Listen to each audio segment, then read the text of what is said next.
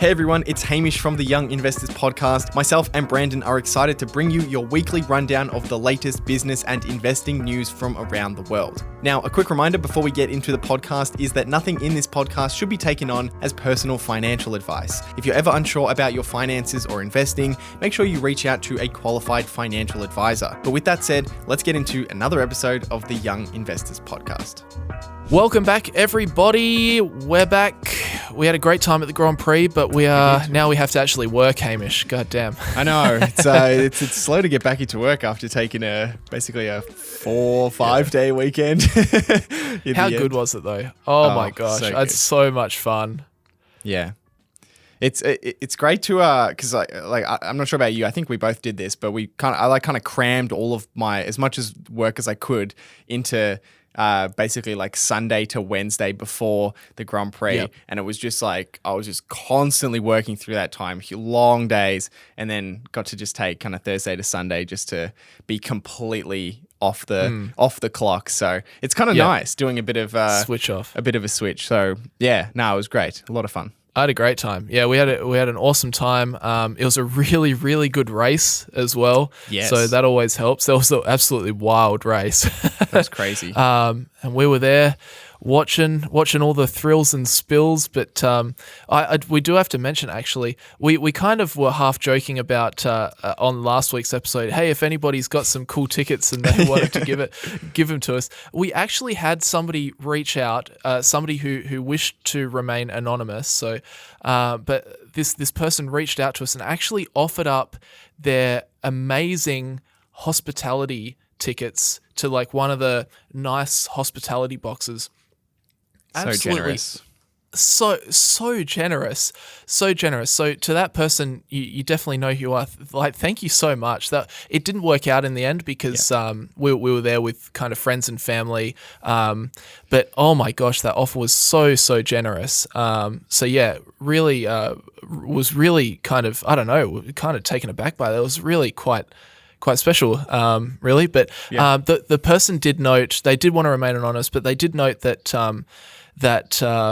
they've had some troubles and some loss in the past, and that if we could do anything to help raise any sort of money for a charity called PanCare, which is to do with pancreatic cancer, I do believe, then we should, we obviously want to try and support that as much as possible. So what we're going to do is we're going to leave information for PanCare in the description, in the show notes. So if you're interested in checking it out, then definitely go over and have a look at what they do. They do some great stuff. So very to the person that reached out to us, thank you very much. That's super generous. Yeah, super generous. Okay, so for today, Hamish, what on earth are we talking about? Yeah, we've got a bit of a jumble of stories. We had Jamie Dimon, had his letter to shareholders, which he released, which always kind of details his thoughts on the economy. And he's a very smart guy with a kind of a finger on the pulse. So it's always interesting to see what he has to say. Trump was arrested this week, it's kind of finance news because of the types of crimes that he was indicted for, but he became the first former US president to ever be charged with criminal charges. So that's an interesting story, which I wanted to go through. We had the Australian interest rate decision. We had home price index come in for Australia to see if home prices are continuing to fall as they have been over the last 12 months. Is that everything? Oh, we had a currency, and we've got a currency story as well. A currency story, yeah. Normally I don't drift into that realm, but no. I thought it was it's a little bit interesting, so we'll talk about that as well. Yeah, we've got everything. We've got economic news. We've got US economic news, Australian economic news. We've got currency. We've got law. We've got politics. We've got everything. The whole thing. The whole shebang. But with that sounds like a good episode. Let's do it. With that said, today's episode is sponsored by Sharesight, which is an application you can use to track the performance of your stock portfolio. So you can bring in all of your trades either automatically by connecting your broker to Sharesight, or you can download your trades using Excel or enter them in one by one manually. And when you do that, it will track all the gains and losses in your portfolio. So capital gains, dividends. If you have dividend reinvestment plans, it will do those calculations for you. currency gains if you're buying shares internationally or you hold foreign currencies. And then you can also use it for when it comes to tax time. So Sharesight generates up to 12 different reports that can be used at tax time to work out things such as capital gains, dividend income, and more. At the moment, you can try Sharesight for free by heading over to sharesight.com/young investors. That site spelled SIGHT, sharesight.com/young investors. So use that link. You can sign up to a free plan and track up to 10 holdings for as long as you want. Or if you want to sign up to a premium plan for more features, then using our link will get you 4 months off an annual subscription. So go check it out if you're interested. And as always, thank you to everyone who has signed up to Sharesight using our link and is supporting what we do here. Woohoo! All right, Hamish Hodder. Let's get started with some Jamie Dimon news. So Jamie Dimon is the CEO of JP Morgan Chase. So it's interesting to listen to him because he's obviously in a position where he just gets a lot of kind of economic data, economic info. He's talking to everybody. He's talking to policymakers. He's talking to heads of banks. He's talking to everybody that's got anything to do with the economy. So it's always interesting to hear what he has to say. And this week he released along with the JP Morgan Chase 2022 annual report, he released his letter to shareholders. Oh my golly gee, Hamish, this was a dense letter. It's like a Warren Buffett letter, but about 10 times as long. So I skimmed a lot of it. I read a couple of articles about it, and there was some sections that were really quite interesting. So I went deep and read through those sections. So with that said, let's get into it. It says here, this is from CNBC. Oh no, this is from news.com actually.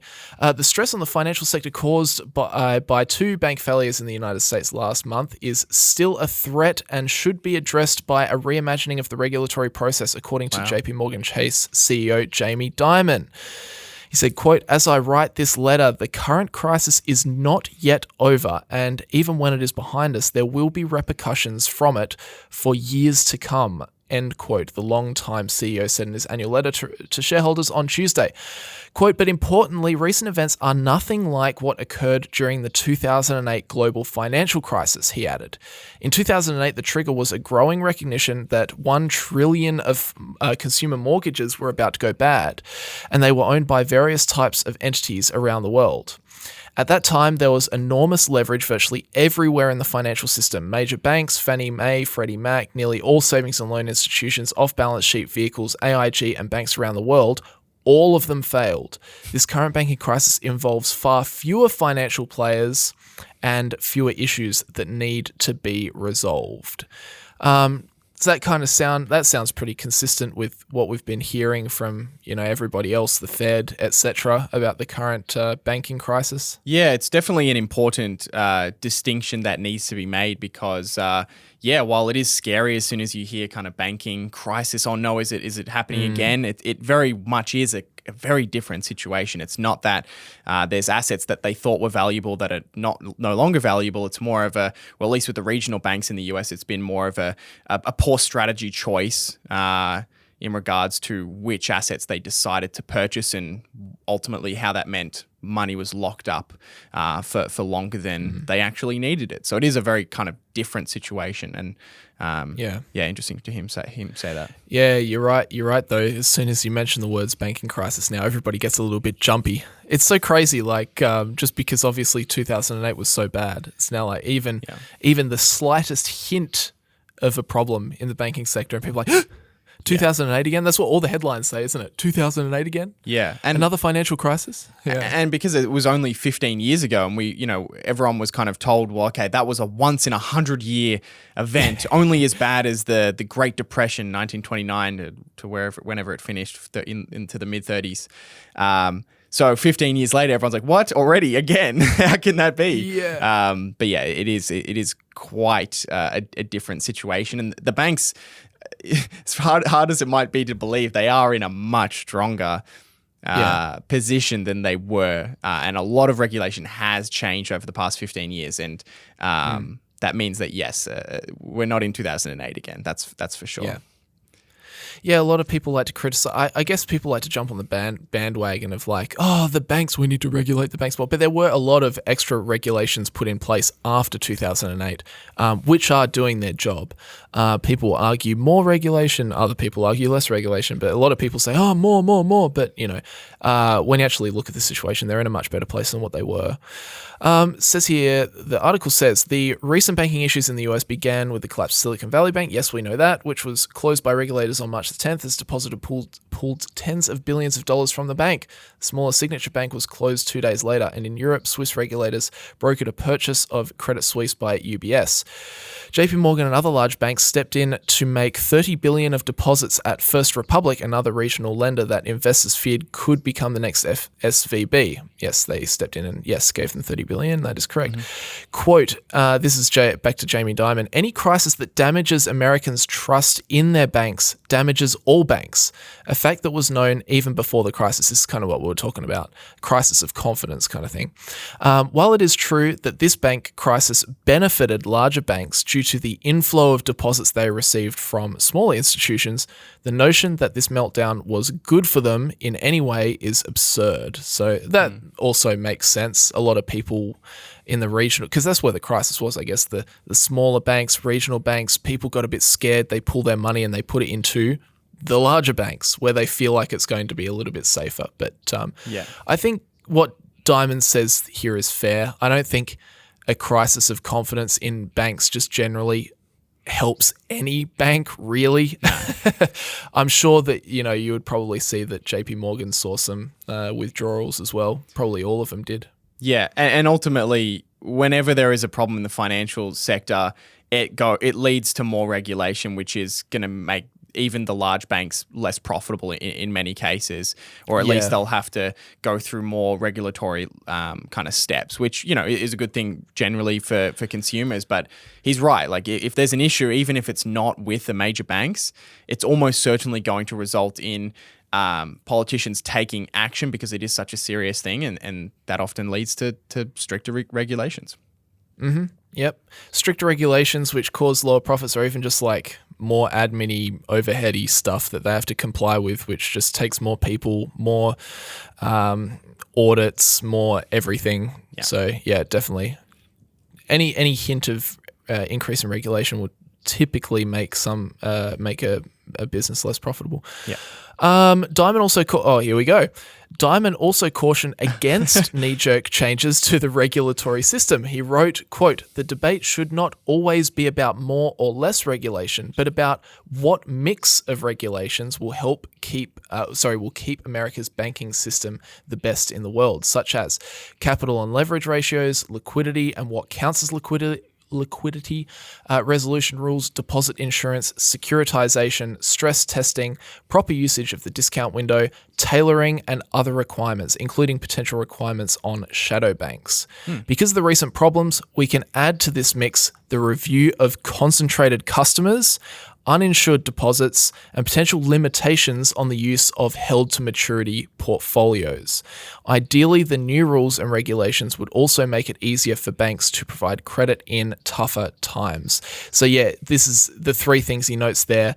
The concentrated customers, uninsured deposits, and limitations around held-to-maturity bond portfolios. They're really the three things that worked together to topple Silicon Valley Bank. They had a whole lot of customers, all in the startup, venture capital kind of space, and at the same time, they had most of that money was uninsured by the FDIC's $250,000 insurance scheme, and the reason that they toppled is because all those businesses tried to pull all their money at the same time, and the bank had to sell its long bond portfolio, which they wanted to hold to maturity, but they had to sell it, and because interest rates have gone up so much, they had to sell it at a massive loss. And then that was that. They had to realize massive losses, and it just toppled the bank. So makes sense that he adds those three things to maybe some things we should watch in the future. Yeah, I mean, Silicon Valley Bank was a particularly interesting case because not only did they have a concentrated number of customers, so they had a very small base, which meant that only a few customers starting to panic would be a large portion of their customer base, but they're also concentrated, as you said, in the types of clients that they had. They were all VC-backed startups. So as soon as those businesses started facing cash flow problems and were withdrawing more than they were depositing and not getting additional funding, so not topping up their accounts, they all face the exact same problem at the same time, rather than, they could have a concentrated banking client base, but it's a mix of small businesses and consumers and that sort of thing, which would have been slightly better. But yeah, it is interesting that Silicon Valley Bank was a very, very, well, at least it seems so far, a very unique case that where you're right, all of these things just kind of lined up and no one was really looking at all of these things. Yeah, and I do agree with him where he says the debate should not always be about more or less regulation, but about what mix of regulations help keep America's banking system the best in the world. This kind of goes back to, I think Elon Musk has spoken about this in the past as well, not about banking, but just about rules and regulations, how you need an environment where it's not about more regulation, let's put more, like every financial crisis, just more. But you need to go back and look at all of them and say, what ones do we need to take away? What other ones do we need to add? And have this kind of flowing regulatory structure, so that, because it's like with anything, if you just keep adding regulations, eventually you get to a point where you can't even step outside your front door without breaking some sort of law, because it's just one regulation on top of another, on top of another, on top of another, and more and more and more. You could slip on your doorstep. We can't let you go outside. Once you get down the stairs, you might, a dog might bite you. We can't have dogs, so it's just like, yeah. I think you need a balance of, obviously you need regulation. I'm not definitely not in the camp of just like deregulate everything. But I think, you need to be cautious against just like adding rule on top of rule on top of rule kind of thing. Yeah, it's interesting because, one of the dynamics is the more regulations you add, the more difficult it is for small businesses to enter the space and compete. So often you kind of see the places where there is a lot of regulation, which sometimes is necessary. Finance is necessary. Healthcare, you need a lot of regulation just because of the nature of the industry.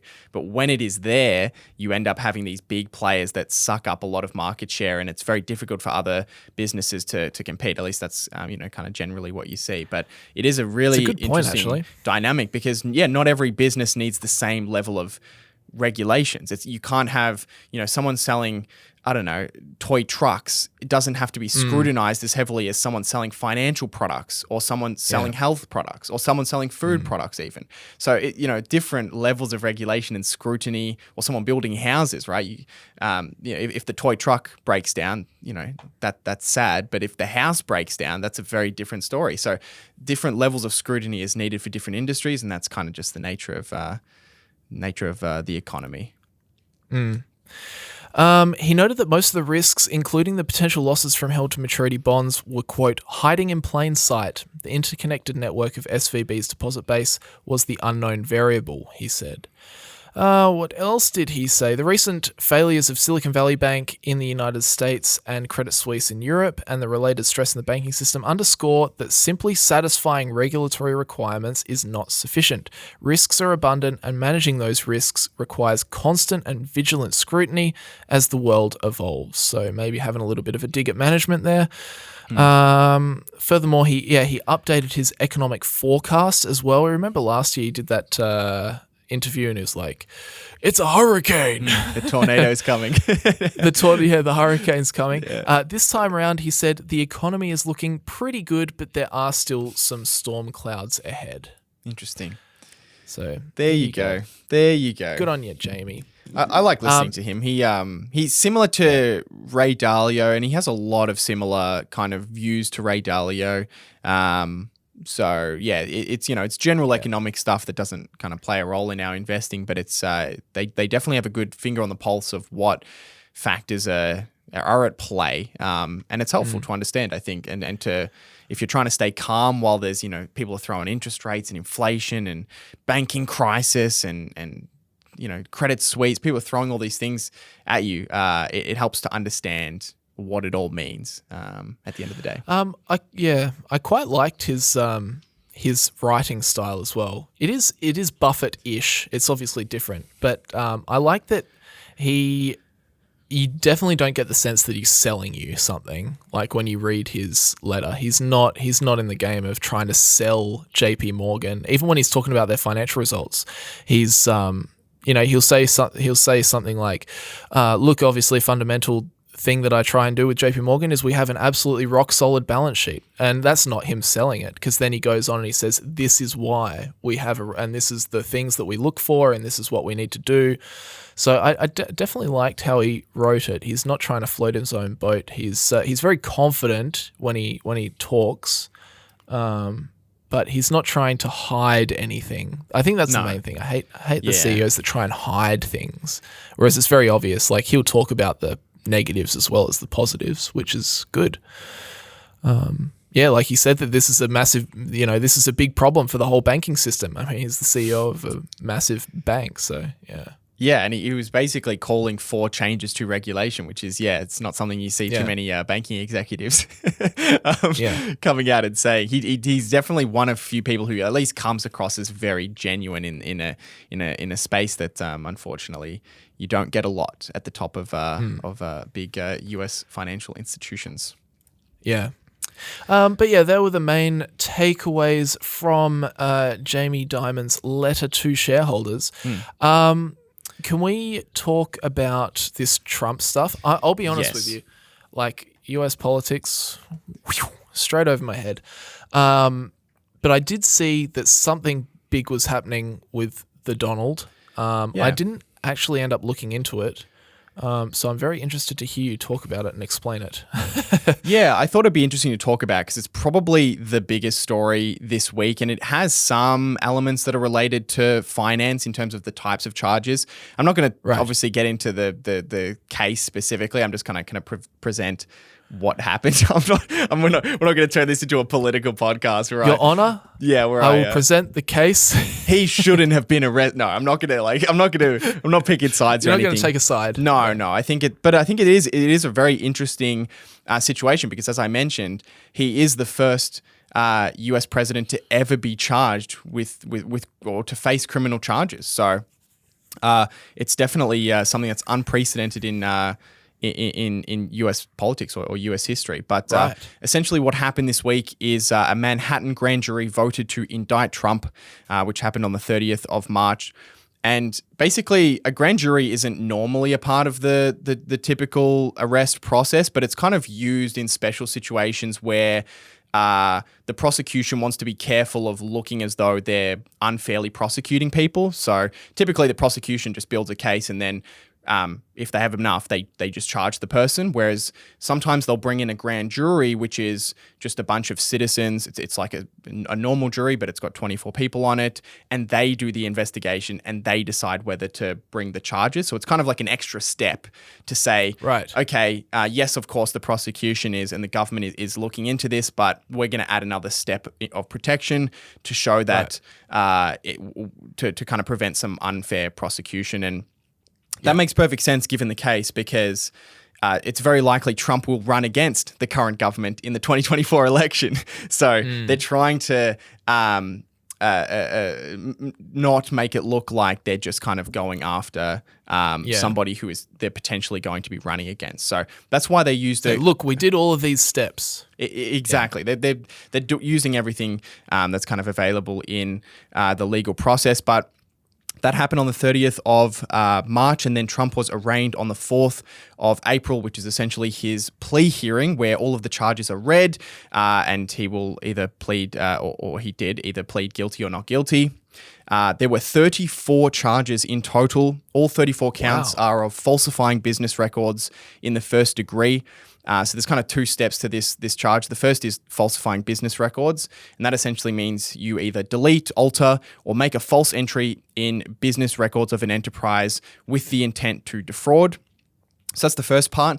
And that crime in of itself is actually only a misdemeanor in New York, which is just like a low-level kind of crime, and is actually only punishable by up to 1 year in jail. But the first degree part of that charge means that the falsifying of business records was done with the intent to commit another crime or to conceal another crime. And that is a felony, which is punishable by up to 4 years in prison, which is why these crimes are actually quite serious. technically, in total, with all of the charges, he faces up to 134 years in prison if found guilty. Although in reality, most of these most of these charges would be served at the same time. So I think the prosecution was seeking 10 years in jail time if he's found guilty of all charges. So it's certainly serious charges. These are not, they're not, violent crime charges or anything like that. But in terms of white collar charges, they are relatively serious. That sounds like it. I wonder if you'll get a room with Sam Bankman-Fried. Just the two of them in there playing tennis in their white collar prison. It's kind of interesting though. Like, what did you say? 10 years, and let's see, Donald Trump. He's pretty old. He is 76 years old. Yeah. So it's pretty much the rest of his life. Yeah. Realistically. Yeah, exactly. I think they offered him a plea deal to serve 90 days. So they offered him 90 days if he pled guilty. Otherwise, they were going to go after the 10 years. And that was obviously something he didn't end up taking. But that was interesting that they kind of put that deal on the table. Interesting. In terms of what the case is actually about, so it's about falsifying business records, but what did he actually, or what do they allege that he actually did? So the prosecutors, they kind of provided a statement of facts along with the indictments, which kind of gives a good explanation of what their case is. And they're basically alleging that Trump made hush money payments to multiple women during the presidential campaign in 2016. And it's actually not a crime to sign an NDA agreement, so pay someone to be quiet about information. But if you do so with the intent to influence an election, then it violates campaign finance laws. So that's the whole point, is that the whole kind of argument is that he kind of paid these women to be quiet to sign an NDA, but it wasn't for personal reasons. It wasn't to protect his marriage, for example. It was a coordinated scheme to boost his chances of winning the federal election in 2016. Right. And the business records that he allegedly falsified are essentially the paper trail of him paying these women. So he had his lawyer. Well, this is all alleged. This is all just kind of the prosecution's argument. But they allege that his lawyer Cohen paid these women, and then Trump paid his lawyer with and labeled those expenses legal expenses, even though they were actually not legal expenses. And that's basically the whole case. The prosecutor said in total, 11 checks were issued for a phony purpose. 9 of those checks were signed by Trump. Each check was processed by the Trump organization and illegally disguised as a payment for legal services, rendering pursuant to a non-existent retainer agreement. So they're basically saying he didn't have this lawyer on retainer. The payments were fake, is kind of the prosecution's argument. So that's kind of the case. It's kind of interesting. It's unfortunately, it's going to be one of those slow, grindy cases. The next hearing, so Trump pled not guilty to all 34 charges this week, and the next hearing isn't until December the 4th. So it's kind of it'll be an interesting case to follow, because it is kind of white collar, kind of finance crimes in a way. So it will be interesting to see, kind of how it plays out. Yeah, definitely. It's interesting that nothing happens until December. No, so it's the slowest. It's the slowest process. I don't actually know what the next hearing is, but I would presume then that the trial won't even begin likely until 2024. When's the next election? The next election is the end of 2024. So it will definitely be going on during his campaign if he does decide to run. So it is kind of an interesting another kind of spanner in the works.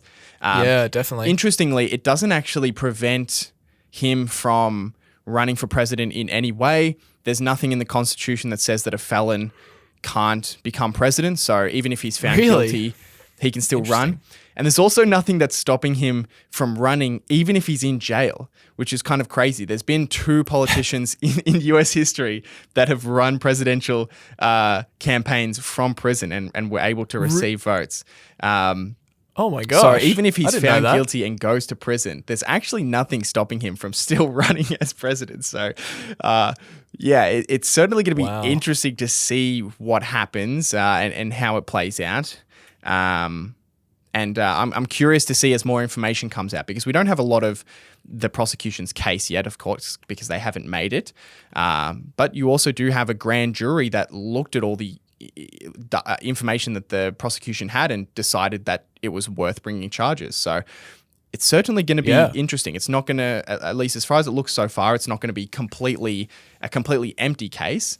But how much evidence there is we'll certainly see that play out next year. So what's the process that the parties go through to figure out who's going to be the candidate that actually runs for the presidency? I can't even remember what that's called. Yeah, they do the primary votes. So primary, yeah. I wonder if Trump's even going to get through, or whether they'll just decide to give it to someone else. Who's that other guy? DeSantis or something like that? Yeah, I think those two are like the kind of the front runners for the Republican Party. I don't actually know when they do the primary voting. I'm guessing it's at the beginning of next year or the end of this year. They must do it quite a bit before the presidential election, but I'm not exactly sure when it is. So, yeah. Do you reckon, just opinion, do you reckon if Trump runs against Biden, who wins out of that? And then is it different, do you think, if DeSantis runs against Biden? Yeah, I think if DeSantis runs against Biden, I actually don't know. I haven't seen a lot of DeSantis to be completely honest. Yeah. I actually haven't seen. I don't know. It's hard to say, because Trump kind of he kind of puts off a lot of people, so it's difficult to say whether he can get back to 2016, which is when he won, whether he can get back to that popularity, or whether he is at that popularity. It's kind of hard to say. Certainly Biden's popularity has declined since he was elected. It's not even really an opinionated thing. For sure. I think that would be tough to say, but it's certainly going to be interesting. I feel kind of bad because we're in Australia and it doesn't really affect us too much, but it is such a spectacle that I find it fascinating to watch. It's almost like a sport for me, like just to watch it from the outside. Can't you place bets on this sort of stuff? On like sure sports you can. Bet and that kind of thing? Yeah, I'm sure you can. But I do feel bad because there are real ramifications for Americans, and for other people as well. But to me, it's just like, it's just kind of fun to watch. Yeah. It's like it is like a sport. We're just like, oh, the third quarter, who's gonna run? Yeah. The way I see it, I think the Republicans have a higher potential to lose if Trump runs. I agree. I don't know about winning, but I think they have a higher possibility of losing if Trump's there. I don't know. I kind of feel like, I don't even know much about this DeSantis guy, but I feel like if he just runs against Biden, he'll probably just take it pretty comfortably. But that's, again, just an opinion. I don't know. I don't live in America. The thing is, this case could very well have a big impact as well, because, let's say that there's not really that much evidence that comes out of this case and it kind of gets dismissed relatively quickly, then a lot of people might lose confidence in the government to make good decisions. And, going after a political opponent is how a lot of people might view this. Or on the other side, if he is, indicted and charged and he found guilty of all of these charges and goes to prison, then that does change the balance a lot. So it's a very unique presidential election that we're going to be heading into. I say we, again, we're sitting here in Australia. America. Yeah, America we'll be heading into. So it's going to be interesting for sure. So this new season of US politics is great. We're about to head into the draft. Yeah. Where they figure out who they want to pick. Yeah. The number one draft pick is Donald Trump. Yeah. It's going to be an interesting final series. Yeah. Well, that's very interesting. Thanks for bringing me up to speed on that, because I had no idea what was going on. But it seems like it's going to take a long, long time. Yeah. So we'll watch this space. We'll come back in. I'm sure we'll come back in December. 10 months. see what's cracking. Yeah. All right. Should we talk about this currency stuff? Yeah. What's happening? So these kind of CNBC articles pop up, and I kind of just gloss over them, and they don't really, because I'm not a currency guy. I just don't care. I just don't. Macroeconomics as well. I just don't. But this one actually has a bit more maybe weight, a little bit more to maybe talk about. So the story is that China and Brazil are bypassing the US dollar, the world's reserve currency, which is interesting. So Brazil has just cut a deal with China to ditch the US dollar when paying each other for trade goods. It's the latest victory in Beijing's long-term drive to stomp on the greenback and establish the yuan as the dominant international currency. The deal announced Thursday has revived concerns about the US dollar's future. Brazil and China will directly exchange payments without first converting their currencies to a trusted third-party economy. That's the traditional role of the greenback. The Brazilian Trade and Investment Promotion Agency describes the new deal as promoting, quote, even greater bilateral trade and facilitating investment with China. So on the surface, like, all right, they're just bypassing the US dollar. Big whoop, who cares? Then I read this tweet thread, because I can't stand up and say that I'm a currency expert, by this lady called Genevieve Roque-Decter, I believe. She's on Twitter. She's actually very well followed on Twitter, and I think Elon Musk actually got involved in the thread as well. And she basically just explained the situation. So none of this is my own work, I should say. This is all Genevieve's work. But I'll just read you kind of what her tweet thread went through, because I thought it was very, very interesting. And it kind of brought me up to speed on what the deal is here. So she said, the US dollar has been the backbone of the global economy for decades. So several countries even use the US dollar as an official currency, like El Salvador, Panama, and Ecuador. In 1944, the Bretton Woods Agreement established the US dollar as the world's reserve currency. Yeah, we know that. 44 countries agreed to a global monetary system that would be underpinned by the US dollar, which was in turn at the time, it was backed by gold. That we know now that system was done away with in 1971. It became a fiat currency. They broke the link to gold. But still, historically, the US dollar has been a safe haven for international investors. In times of crisis, money often flows into the US dollar as investors seek refuge from trouble in other economies. That's what you see, like, for example, Zimbabwe, their hyperinflation. When inflation was running rampant, as soon as they got paid in their Zimbabwean dollars, they would run, and they would exchange it as quickly as they could to US dollars, because the US dollar was stable while their currency was not. Yep. Where was I? But 2014 was a huge turning point. Russia and China looked to shift the paradigm. They no longer wanted to rely on the US dollar for international trade and investment. And this trend is called de-dollarization. And It's a funny name. You like that name, do you? You've heard of deglobalization. Now it's de-dollarization. Yeah, I don't think de-dollarization is happening everywhere. Central banks bought gold at a faster pace last year than they have in any year since 1987. This signals a desire for countries to back their own currencies with gold rather than the US dollar. Today, trade is shifting away from the purview of the United States dollar. Take a look. Good luck on an audio podcast. It says, take a look at how the volume of Chinese-Russian trade denominated in yuan has spiked since the start of 2022. Essentially, absolutely none of it was done in, is it yuan? UN? I can't even remember how to, UN? I can't remember how to pronounce this. Anyway, 2022, before then, absolutely nothing was done in yuan. And now, since then, oh my gosh, a whole lot more.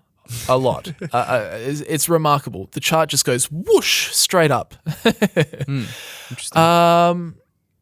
So other markets are shifting to the yuan as China becomes a more influential superpower. For example, France completed its first yuan-settled LNG trade, signaling the end of using the US dollar for these energy trades.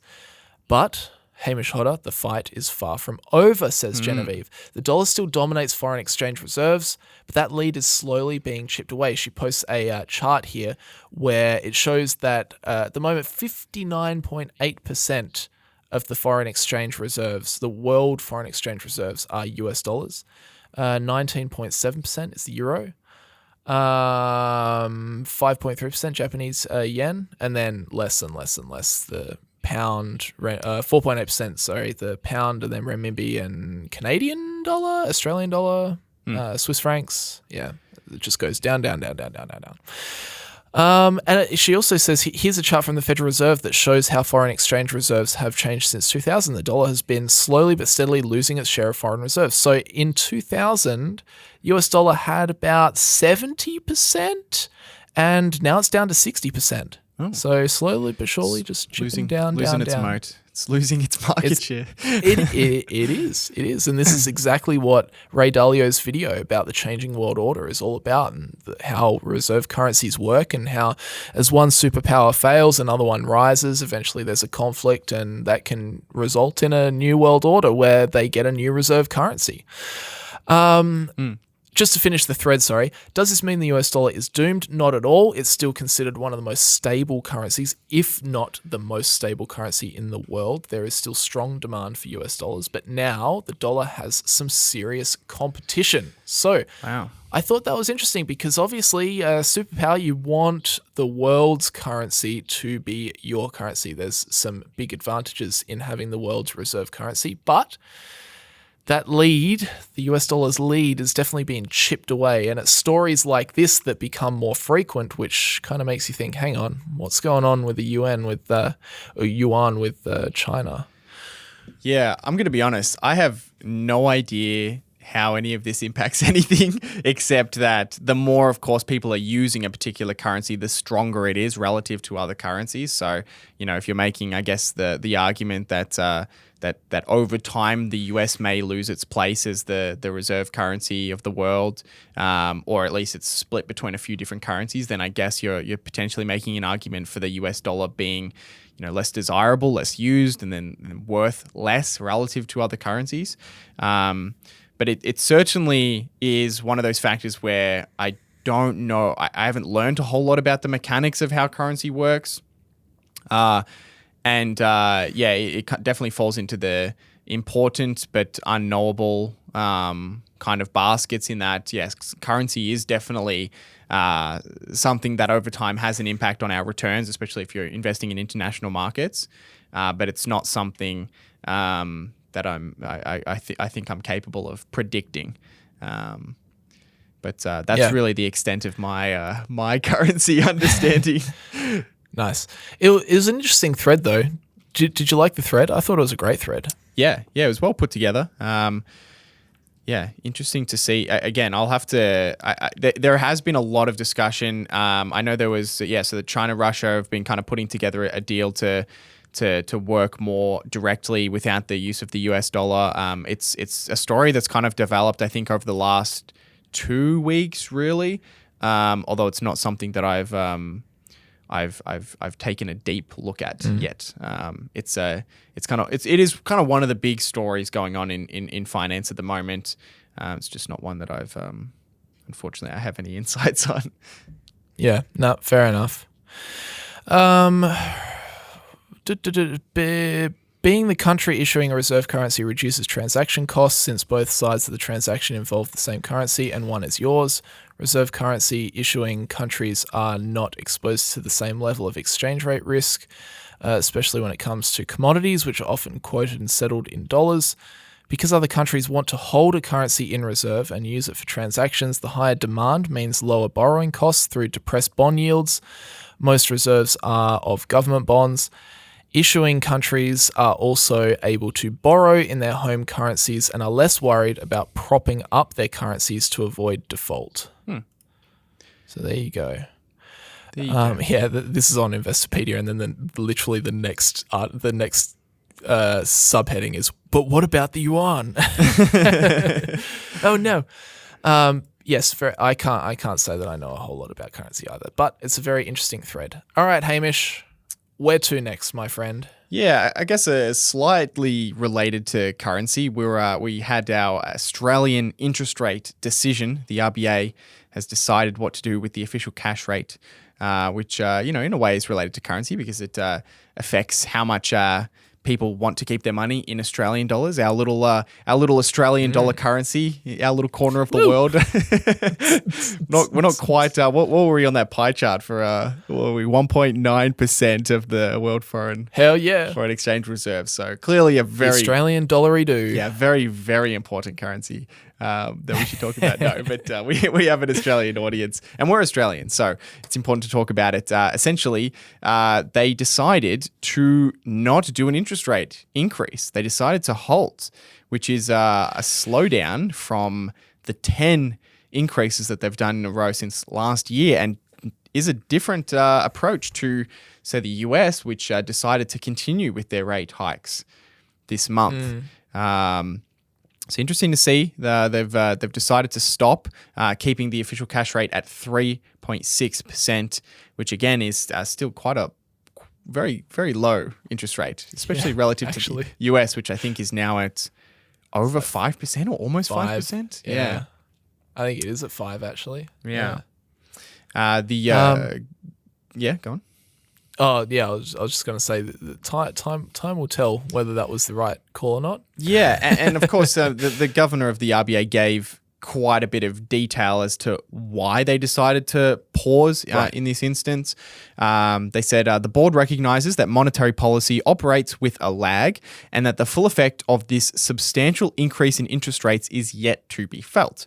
The board took the decision to hold interest rates steady this month to provide additional time to assess the impact of the increase in interest rates to date and the economic outlook. So essentially, they think, or they're recognizing the fact that there is quite a bit of lag in the data when it comes to these rate hikes, that the full impact is likely still to be seen, and they just want to pause and just kind of sit tight for a little bit. Of course, they also commented on Australian banks with, the banking crisis in the US and even parts of Europe facing problems. A lot of people are rightly concerned in Australia whether we're going to see similar problems. And they basically said, very short and sharp, the Australian banking system is strong, well capitalised and highly liquid. It is well placed to provide the credit that the economy needs. So that's all they said. I'm sure that, even if it was not well capitalized and not liquid at all, they'd probably still say the same thing, honestly, actually.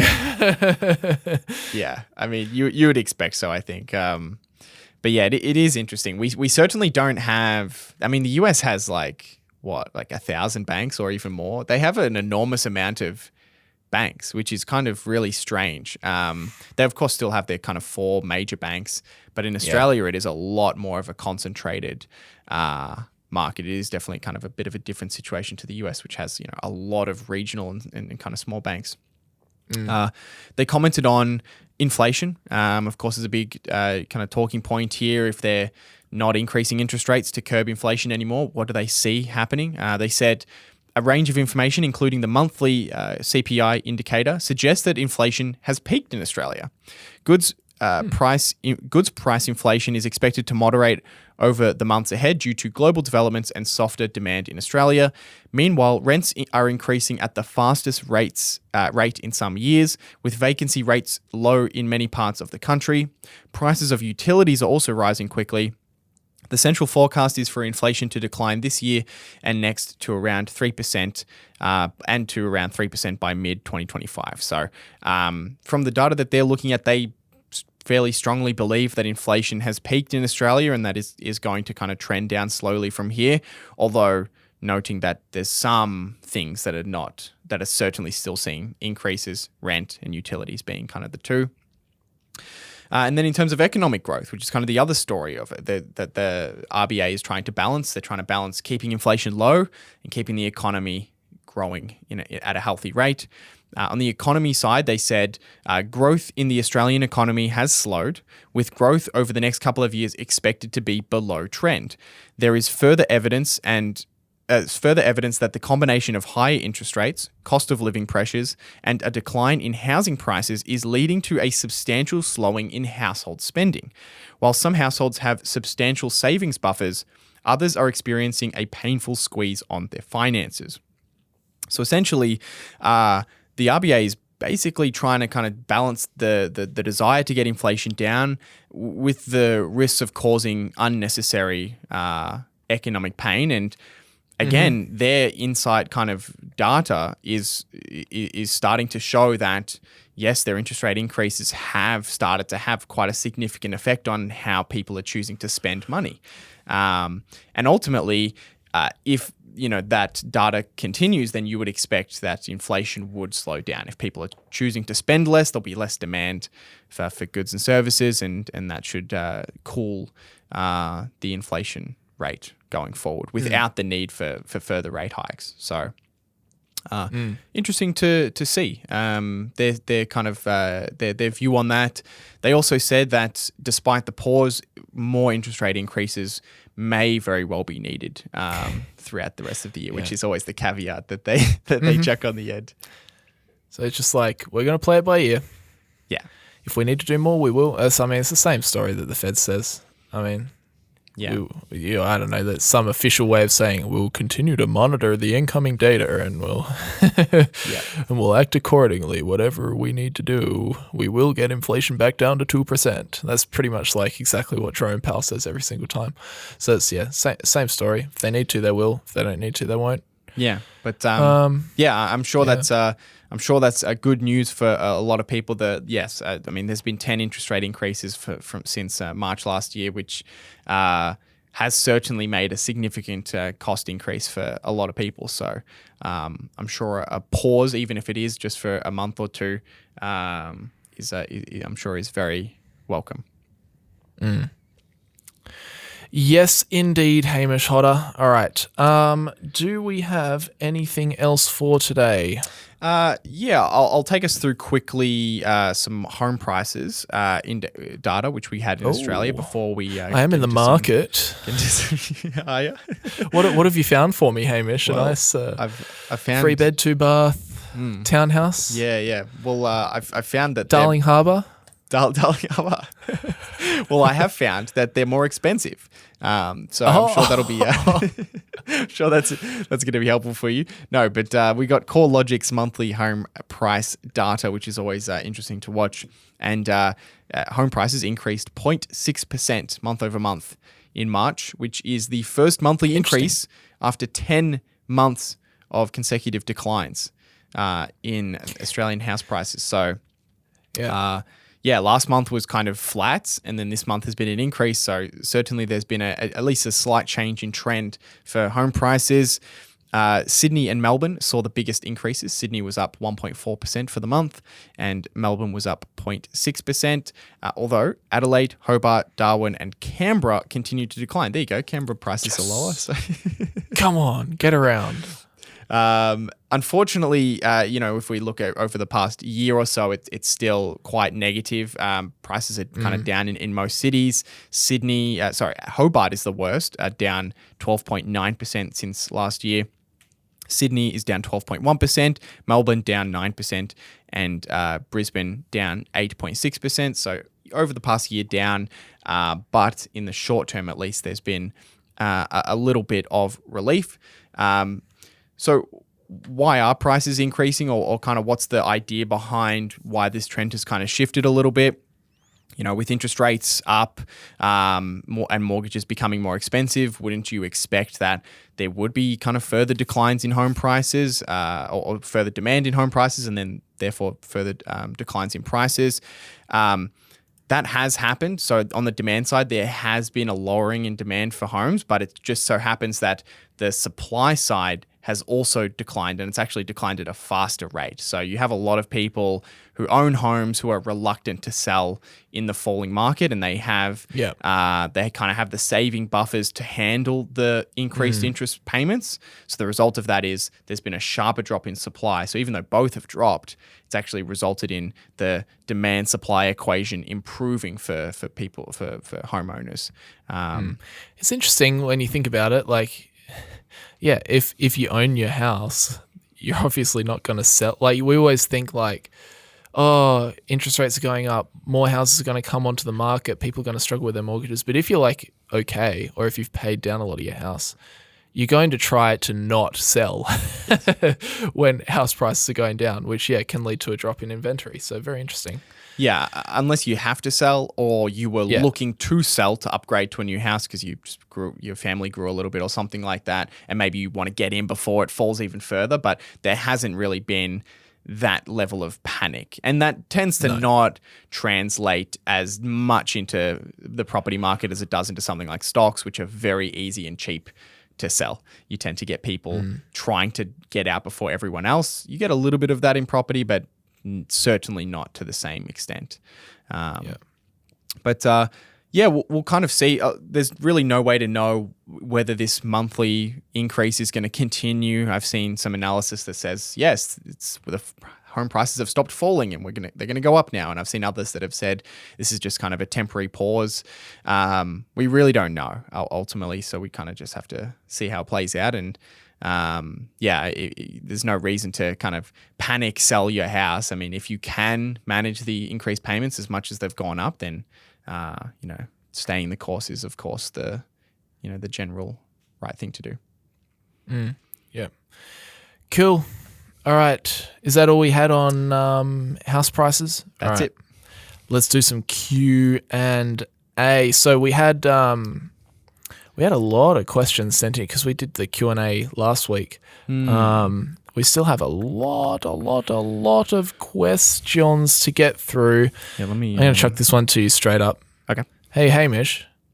Is it a good idea to hold Bitcoin with all the banks failing? Absolutely. You should have your entire portfolio on Bitcoin, mortgage your house, double mortgage your house. We're going to have to run the disclaimer now, Hamish. Mortgage your mum's house, steal her purse, buy Bitcoin. What was that? I can't even remember. It's like, mortgage your house and buy Bitcoin. Yeah, it was like, I don't know. It was just, You don't hear much from old Michael Saylor anymore, do you? Where's he gone? He's very quiet now. Where's he gone? Since he was telling everyone to buy right before it dropped 60%. But good idea to hold Bitcoin. Yeah, no. I mean, no. No, it's look, Bitcoin's another financial asset. It's not a cash flowing asset, so I'm not particularly interested in it, but it depends on what your investment goals are, and you can speak to a financial advisor and hopefully they'll tell you not to hold it, but they might. No, I'm not sure. To me, I put it in the same category as gold and other commodities. I don't even put it in that category, honestly. I put it in like the category of like trading cards. I don't view it at all as like, oh, banks are failing, currency is iffy, so I'm going to buy Bitcoin. I don't see it like that. I'm just like, with the banks failing, should I buy trading cards? Should I buy this painting? Yeah, exactly. Should I buy this painting from this artist in South? No, it's just like, yeah. Anyway, that's my opinion. Anyway, yeah. I don't even like view it as like a commodity, gold, silver, copper, oil, whatever it is, because they have some use. They get used for something. Granted, gold, most of its use, even though it's used in like jewelry and whatever, most of gold's use is as a financial asset. So yeah, fair enough if you compare it to gold, but like... Yeah. When I say I put it in that basket, I generally mean it's kind of like some people will allocate small parts of their portfolio to these kind of those types of non-productive assets to provide some kind of diversification. But yeah, it's certainly not something that I participate in. Imagine if it turned out I just held a bunch of Bitcoin. So when it goes up, I can be like, well, actually, guys, I'm a Bitcoin bro billionaire. No. I have thought about just buying a little bit, but I don't know. I just can't justify it. No. It just seems... The only justification I can come up with is like as a gamble. Like what if people are so dumb that they literally do bid this thing up to like $1 trillion? Yeah, I don't know. It seems, it's kind of crazy. It's to me, if I bought something, it would be like me buying a lottery ticket. I buy it just as like fun without any expectation, like with the expectation that I lose my money. Yeah, but the problem is, I mean, at least with the lottery ticket, it's like what 0.0000001% of your net worth. It's like buying like 5% of your portfolio in lottery tickets. It's it's like, okay, now that's an interesting equation. I don't think I'd put 5% of my portfolio. Did you see the Mr. Beast video where he bought lottery tickets? like scratch off tickets or whatever. Yeah, the scratchies. It's Yeah. really interesting because he bought, because you always wonder, like, oh, I'm buying 1 or 2 or 3 scratchies or whatever.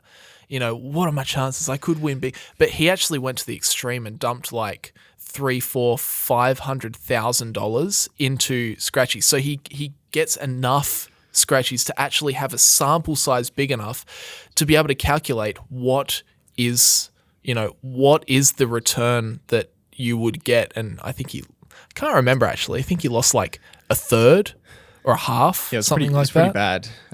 Yeah. But it just shows you when you actually play out the economics as the scratchy company is playing them out, like they're like, how much revenue do we need, how much profit do we need to generate from our tickets, blah, blah, blah, blah, blah. You can actually see that play out in that video because he just bought so many of them. Yeah. It's not really a game of chance at that point because he's just bought so many. So the actual economics of that business do play out, which I thought was interesting. So what you're saying is you need to buy as many cryptocurrencies as possible to increase your chance of winning. Is that what you're saying? No, Hamish. Is that the final line of this episode? No, Hamish.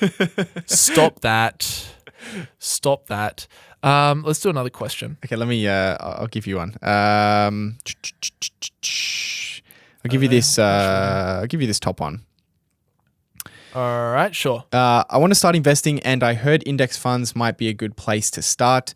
But how do you analyze and assess that an index fund will probably grow in the future? For example, I know that the S&P historically has averaged around an annual return of 10%. But how do you assess how it's going to grow in the future? I think that's basically the end of the question. Yeah. Look, honestly, I don't know if you can. Do you think you can? I honestly don't. No, I don't think you can. I think it's very much.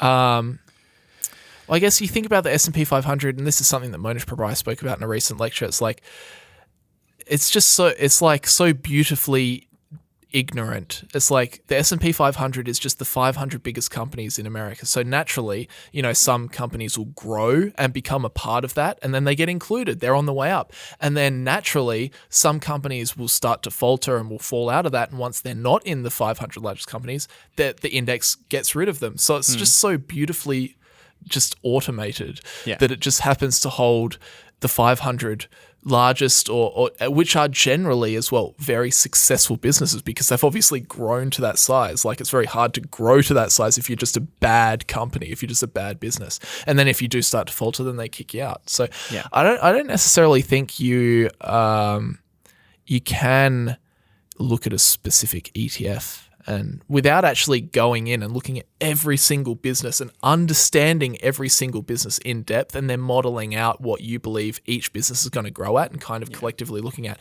okay, what do I think? But that's just that is just, there's no way you could do that to the S&P 500. You're going to do a thorough stock analysis of 500 companies? No way. Yeah, I couldn't do that. Yeah. I haven't looked at 500 companies ever. I think, the kind of the fundamental idea is that the US and Australia, let's say, and even like the UK, these are economies that have grown not every year, but over the long term, over multiple decades, they continue to grow. And that's not an accident. That there's the way that there's kind of a common thread between those societies, and it's that they, while they do have different regulations and different rules for businesses, generally they allow businesses to freely transact and to compete.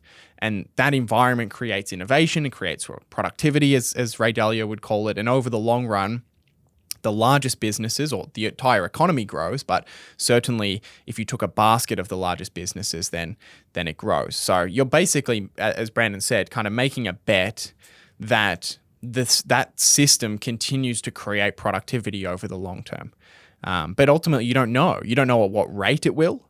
And certainly there have been short periods where productivity, or at least where that basket of the index has gone down for a number of years. So you ultimately don't know. And that's, I think, one of the key drawbacks that index funds have versus if you can analyze individual companies. That I think that is one of the big advantages that you have, that if you do know what you own, then you can have a bit more of an understanding of what your output is likely to be. But of course, that's not going to be appropriate for everybody, certainly not for the majority of people. And I mean, the systems that are kind of in place in the US or Australia, for example, have been around for a very long time. And the way that our politics is also set up means that it's unlikely that there's going to be a dramatic shift away from, allowing businesses to thrive, for example. Whereas that's not necessarily the case in every other country. And that's,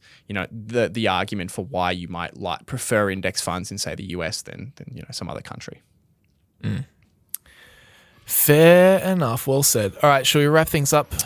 Yes. Thank you, everyone, for tuning in. Of course, if you have any questions for next week's episode, feel free to go over to the YouTube version of the podcast, click on the latest episode and leave your questions as a comment below the latest episode. Or if you're on Spotify, you can just scroll up below and you can leave your questions natively within Spotify. But as always, thanks, everyone, for tuning in and spending a bit of your Saturday with us. Thanks to Sharesight for sponsoring. Sharesight.com/young investors.